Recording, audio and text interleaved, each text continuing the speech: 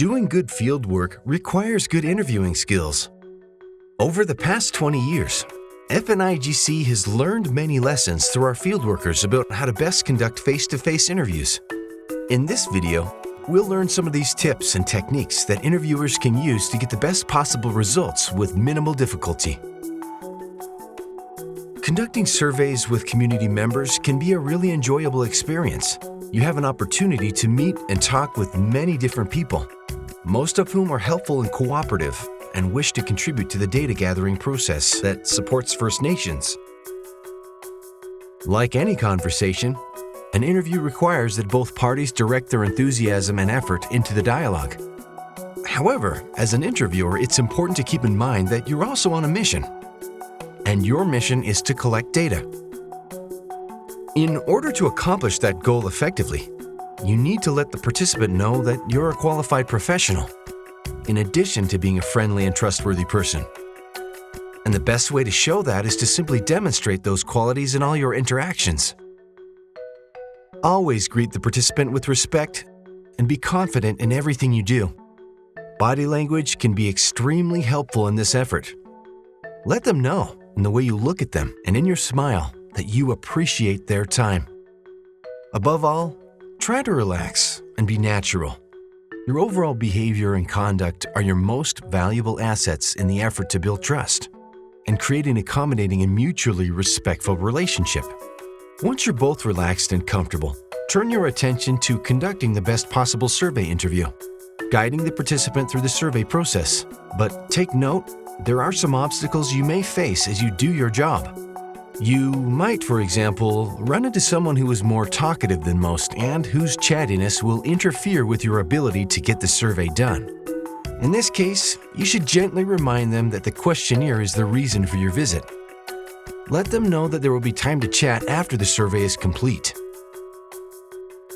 You might also come across someone who, despite your effort to put them at ease, has a strong emotional reaction to the survey questions. If this happens, do not interrupt them.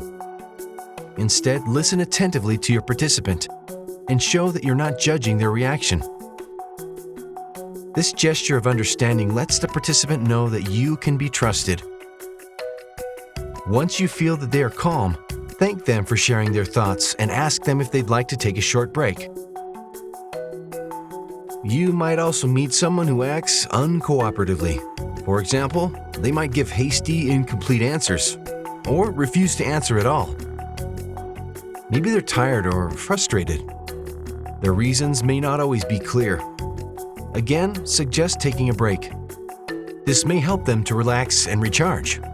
However, if they continue to be uncooperative, you must respect the participant's decision to not answer certain questions. These kinds of responses can sometimes overlap. You might, for example, find that a participant is being talkative and uncooperative. In the end, there is no predetermined way to approach every situation. The point is that respect and consideration for your participant should always be the prime guide for how you conduct a survey interview. It's also important that you come across as neutral and unbiased as possible when asking a survey question. Some questions could trigger emotions for some participants. So the best approach is to ask every question with the same tone, regardless of its content. Try to avoid influencing any questions with your own personal views.